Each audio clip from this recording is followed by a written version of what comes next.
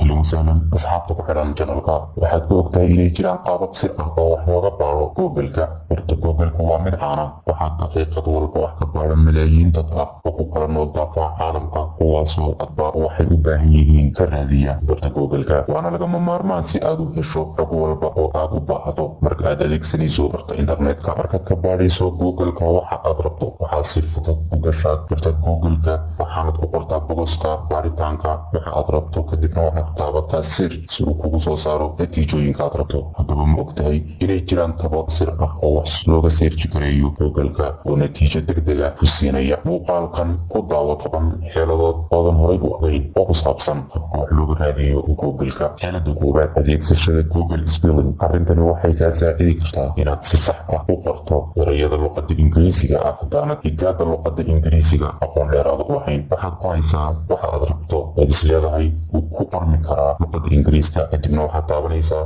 search wuxuuna ku siinayaa Google-ku erayada saxda ah isaga oo ku garab qoraya erayga qortay ee Ingiriisiga ahaa kaana saxaya kadibna waxaad u adeegsan kartaa meesha aad rabto qoraalladaad u adeegsan kartaa sidoo kale waxaad u adeegsan kartaa fariimaha aad dirayso iyo wixii lamida calaamada mayniska iyo calaamada balaska si aad uga baadho natiijooyin degdega oo tafatiran markaad doonayso inaad gasho qayb gaara website qaybo badan ka kooban waxaad adeegsanaysaa markaad bogoska Google-ka ku qorto magaca website-ka calaamada balas xagga dambana waxaad kaga sii qoraysaa ood kasii raacinaysaa mawduuca gaarka ah eed rabto inaad website-ka ka akhrisato tusaale ahaan waxaad qortay BBC Somali kadib waxaad qoraysaa xagga dambe balas hawa iyo caalamka sidoo kale waxaad si lamida u qoraysaa mayniska adigoo BBC Somali maynis kadibna waxaad qoraysaa coronavirus kadibna wuxuu kaa reebayaa dhammaan macluumaadka ku saabsan coronaviruska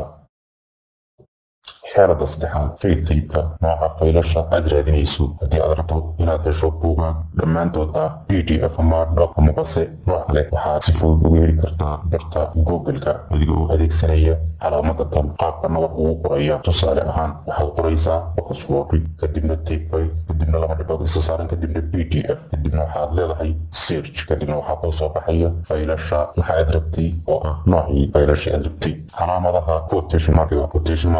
waxaad u isticmaali kartaa marka aad baarayso kelmad gaar ah inaad hesho kelmadaha la midka ah ee ku jira internetka wuxuu si fudud kugu sahlayaan marka aad qorto kelmadda aad rabto inuu kuu soo saaro kelmadaha la midka ah ma aha kuwa u eg kuwa la midka ah ee ku jira barta internetka tusaale ahaan hiddo iyo dhaqan kadib waxaad raacinaysaa calaamadaas kadibna wuxuu kuu soo saarayaa dhammaan eraygaas meelaha kala duwan oo uu ku qoran yahay oo dhan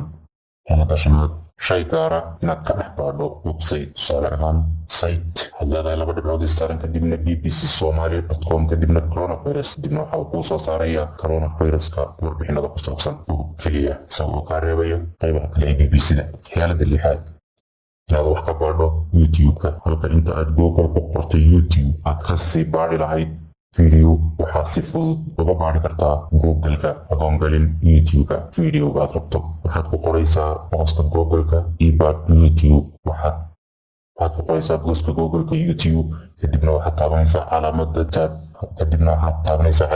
calaamada tab ee keyboard-ka waxaad rabtaa ku qoraysaa helidda website isku nooca hadduu jiro website ku qanciyey ood rabto inaad hesho kuwa la nooca ama la kooxda ah ay isku nooca yihiin ama isu eg yihiin waxaad u baaraysaa habkan waxaad qoraysaa related kadibna laba dhibcood isa saaran kadibna magaca website-ka ayaad raacinaysaa kadibna waxaad kuu soo dhigayaa dhammaan website-yada la nooca ah ee ku jira internetka tusaale ahaan related baad leedahay kadibna laba dhibcood baad isa saartay www.udemy.com wuxuuna kuu soo dhigayaa dhammaan kooxda ay isku mid ka yihiin website-kan haddaad rabto inaad hesho dhammaan maqaalada laga qoray shakhsi gaara ama dhacda gaar ah waxaad u baaraysaa halkan waxaad qoraysaa intaytal kadibna waxaad rabto ku qor wadooda raaci waad raacinaysaa shakhsi caana ood rabto maqaalada laga qoray dhammaan inaad ogaato iyo hadday tahay dhacdo gooniyada kadibna waxaa kuu soo baxaya dhammaan maqaalada ku saabsan dhacdadaas ee laga qoray qiimaha sarifka iyo isu beddelka cabirada waxaad u adeegsan kartaa barta Google-ka inaad qiimaha dollarka u beddesho euro inaad injiga u beddesho ama aad u rogto centimeter inaad u beddesho pound kilogram iyo wixii lamid ah waxaad leedahay US dollar to euro pound to kilogram kadibna waxaad rabto ayaad ku qoraysaa wuxuuna ku siinayaa bogos aad wax ku qori karto si aad u ogaato website-yaha linkigaaga laga heli karo waxaad qoraysaa link kadibna laba dhibcood saaran kadibna linkigaaga kadibna wuxuu kuu soo dhigayaa dhammaan website-yada la dhigay linkiga website-kaaga ama YouTube channel-kaagaba